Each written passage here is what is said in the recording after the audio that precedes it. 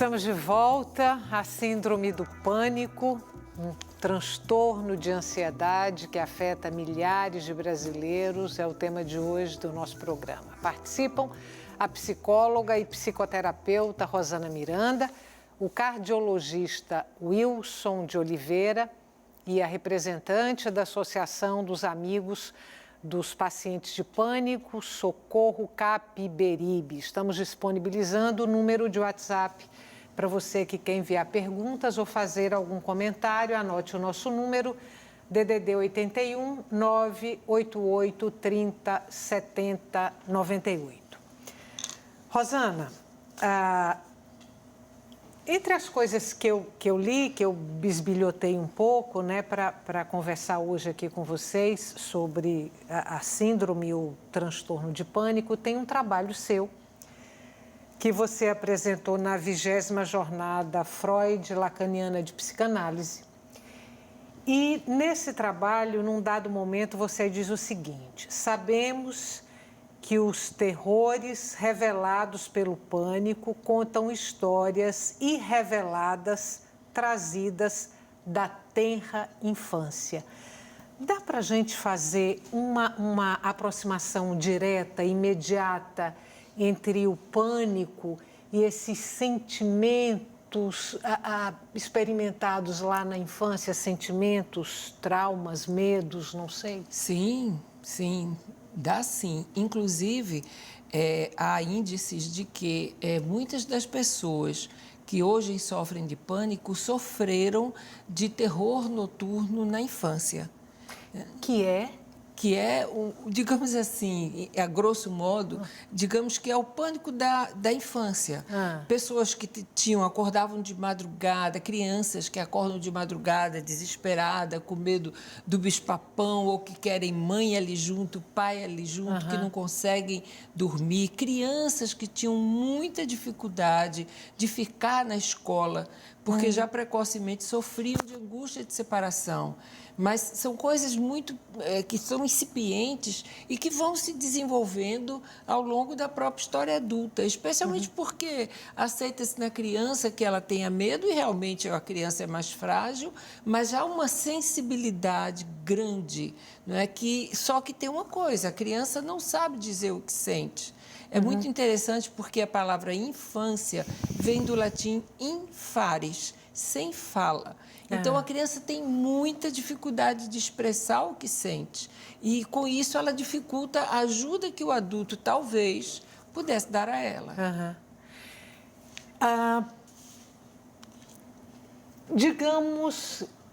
Suponhamos que os médicos tivessem uma formação humanista mais cuidada.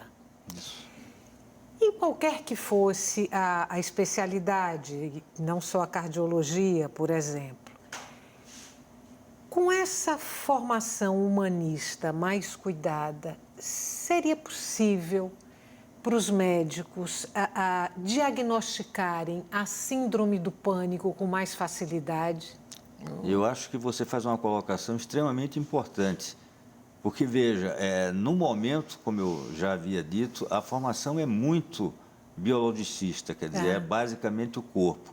E se você realmente amplia o conhecimento humanístico, porque, veja bem, a medicina jamais será uma ciência exata como querem.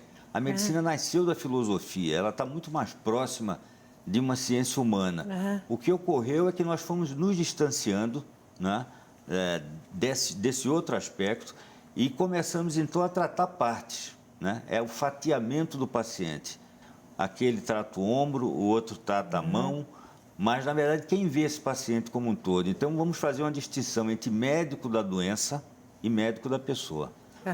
Pode parecer que é a mesma coisa, não é. O médico da doença entra um coração no consultório dele. O médico da pessoa entra uma pessoa que sofre, e quando sofre não é só o coração. O sofrimento realmente ele é um pansofrimento. Ele traz realmente um sofrimento que a gente chama de dor total, que se fala muito hoje. Não é só a dor física. Né? Eu diria até que a dor física eu resolvo. O grande desafio é outra dor. E, infelizmente, nós saímos muito pouco aparelhados para ajudar as pessoas com transtorno emocional. É um diagnóstico difícil? Eu estou me referindo aí exatamente à síndrome do pânico. Não. Não? Se você observa um caso de transtorno do pânico, seguramente eu digo sempre aos pacientes, os próprios pacientes que passaram pelo pânico, e aí eu concordo com o Socorro, por mais que eu tenha cuidado de pessoas com pânico, eu acho que eu não tenho a dimensão que ela tem. Né? E elas próprias dão o diagnóstico depois, elas encontram pessoas que muitas vezes não sabem e elas falam, olha, eu tive isso aí, e muitas vezes o encaminhamento vem, eu até brinco, eu só estou confirmando o diagnóstico que você já deu. Então não é algo difícil, primeiro, não depende de exames complementares, esse é um problema sério. Nesse trabalho que eu fiz com 92 pacientes, 29% fez cateterismo. E, como eu falei anteriormente, isso não é um problema do Brasil. Recentemente se fez um trabalho na unidade coronária, quer dizer, onde se trata o infarto, e 30% daqueles doentes que estavam lá não eram portadores de transtorno do pânico. No momento que você faz uma relação médico-paciente mais, digamos assim, mais simétrica, porque a relação médico-paciente é extremamente assimétrica. Ou seja, de um lado eu tenho a saúde e o suposto saber, e do outro lado eu tenho a doença e o não saber. Veja que a simetria e como isso é importante, e sobretudo porque eles vêm ao consultório achando que o problema é cardíaco. E, por exemplo, se a gente falar em gênero, as mulheres, digamos assim, elas conseguem falar do sofrimento emocional com muito mais tranquilidade do que os homens. Os homens, muitas vezes, não aceitam que o diagnóstico é emocional, entende? E outra coisa, nem sempre aceitam um tratamento inicial. Eles preferem fazer uma série de exames na suposição que, em medicina existe uma regra que não é correta, se eu fizer mais, eu faço melhor. Não é isso. Hoje existe uma corrente da medicina, a Slow Medicine, que exatamente questiona isso. Ou seja, não é que, por exemplo, a medicina psicossomática seja algo novo. A medicina psicossomática é o resgate da medicina. Socorro, se você me permitir, se você achar que eu não estou sendo invasiva, eu vou te perguntar da sua experiência pessoal como portadora do transtorno de pânico. Como foi que começou? Pois é, uma pergunta realmente bem importante, porque foi colocado aqui sobre acontecer após algum trauma, acontecer após um estresse, um assalto, alguma coisa. Comigo não aconteceu absolutamente nada que provocasse. Alguns médicos costumam dizer o gatilho, não teve esse gatilho. Pelo menos aparente, né? Pelo menos aparente. Eu estava de férias, certo? De férias, viajando com meu marido, com nossa filhinha, com bebezinha ainda, com 1 aninho, quando, de repente, eu tive uma crise dessa, assim, muito forte, muito rica em sintomas, como o doutor Wilson colocou, cardiovasculares, o coração parecia uma batedeira, certo? Disparou, pálida, suando, sentindo que estava desmaiando, muito tonta, sentindo dormências nas mãos. E, claro, que diante de tantos sintomas dessa natureza, que eu nunca tinha tido, eu queria o quê? Eu queria correr para uma emergência, para buscar socorro, certo? Eu pensava que estava tendo um infarto ou um derrame ou alguma coisa muito grave estava acontecendo.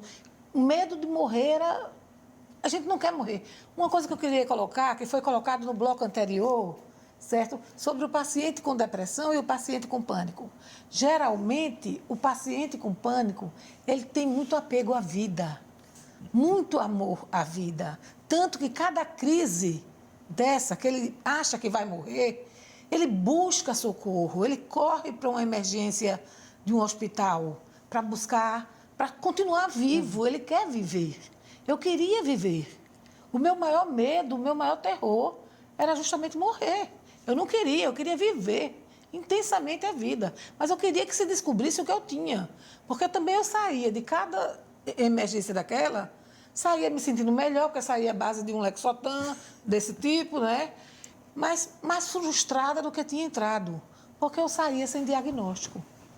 não é verdade? Eu sabia que no dia seguinte eu iria estar com a crise. Novamente, por qualquer motivo, ou sem nenhum motivo. Eu tinha crises noturnas, eu acordava morrendo. De chamar o hospital em casa, porque eu dizia que não tinha condições de chegar no hospital. Então, veja que sofrimento, veja que dimensão, não é verdade? O diagnóstico, no seu caso, demorou? O diagnóstico eu fui muito resistente. Mas naquela época, olha, isso foi há 42 anos atrás, então até era normal que se tivesse uma resistência ao psiquiatra, visto que hoje em dia, com toda a mídia trabalhando em cima, não é verdade? Com toda a divulgação que existe, a gente ainda encontra pessoas resistentes ao psiquiatra, resistente ao remédio com a tarjinha preta, né? Ao antidepressivo, ao ansiolítico. Você imagine isso há 42 anos atrás. Então, eu fiz uma verdadeira peregrinação por todas as especialidades médicas, começando pelo clínico, depois para o endocrinologista, depois para o neurologista, depois para o cardiologista, todos os istas. E todos eles me pediram todos os exames que competiam às suas áreas. E o diagnóstico era sempre: você não tem nada. Você é muito jovem, você tem um casamento feliz, você tem uma filhinha linda, vá passear, tire isso da cabeça. Vá para a Rua Nova. Como vai para a Rua Nova, Para Slope, a Viana Leal, enfim. Como é que eu podia, meu Deus, se eu não conseguia, se eu era prisioneira da minha própria casa? Se na minha própria casa eu tinha crise de pânico. Depois eu quero voltar para a sua história. Rosana, nesse mesmo trabalho que você apresentou na jornada, você faz uma associação entre o transtorno de pânico, faz uma aproximação com poemas de Álvaro de Campos, que é um dos heterônimos aí de Fernando Pessoa. Nesse trabalho você chega a usar o trecho de um poema e eu vou pedir para a gente acompanhar o trecho desse poema que você usou no trabalho e aí depois dele eu quero fazer uma pergunta para vocês. Braulio, por favor, se a gente puder acompanhar o poema. Mal sei como conduzir-me na vida, com este mal-estar a fazer-me pregas na alma, se ao menos endoidecesse deveras. Mas não, este está entre, este quase, este pode ser que, isto. Um internado no manicômio é, ao menos, alguém. Eu sou um internado no manicômio sem manicômio. Estou doido a frio, estou lúcido e louco. O portador da síndrome de pânico tem um pouco essa condição, a condição do limbo. Ele não é um louco, né? Como se fala, louco de jogar pedra na lua, e ele também não é uma pessoa que naquele momento é vista como uma pessoa sã, equilibrada. E esse limbo gera um sofrimento adicional. Veja, ele pode até ser percebido como uma pessoa sã e equilibrada, porque muitas pessoas que sofrem com pânico, nesse excesso de controle, elas conseguem, por mais incrível que pareça, não manifestar tudo que estão passando. Agora, o pior é que a pessoa se sente assim diante dela mesma. Né? Ela sabe a sensação que ela tem, que é brutal, de estar enlouquecendo, de estar perdendo a razão, e ela é espectadora de si. Né? Esse poema é um poema muito feliz de Álvaro de Campos, né? O mais perfeito heterônimo de Fernando Pessoa, porque ele já começa súbita uma angústia, né? Uma angústia que transbordou, né? Em sentimentos de pesadelo. Então, quando o Socorro falava que, no caso, a causa não foi nada assim que pudesse fazer a relação, na verdade, esse aspecto do súbito, de um irromper que o pânico tem, ele é muito forte, ele é brutal, e um sentimento de transbordamento mesmo, um sentimento de uma situação limite, né? Na verdade, as causas estão lá. Isso é uma das coisas que mais intriga. Por que mais intriga? Porque normalmente acontece em estado de relaxamento o primeiro ataque. Exatamente depois que a pessoa passa, há um tempo atrás, por dificuldades, por uma perda de uma segurança. Eu já escutei de uma paciente, eu perdi meu certificado de garantia. E eu disse, onde é que você tinha esse certificado de garantia? Diga lá, porque eu quero para mim. Né? A vida estava garantida. Não, o que estava garantido era a tentativa dela de não querer ver que a vida é finita. Que a angústia existe e existe para denunciar essa fragilidade em que todos vivemos. E como é que vamos lidar com isso? É que pode ser de uma maneira saudável ou de uma maneira patológica. Vamos fazer mais um intervalo curtinho, não saia daí. A gente volta daqui a pouco. Síndrome do pânico ou transtorno do pânico é o assunto de hoje do Opinião Pernambuco. Até já. O carnaval...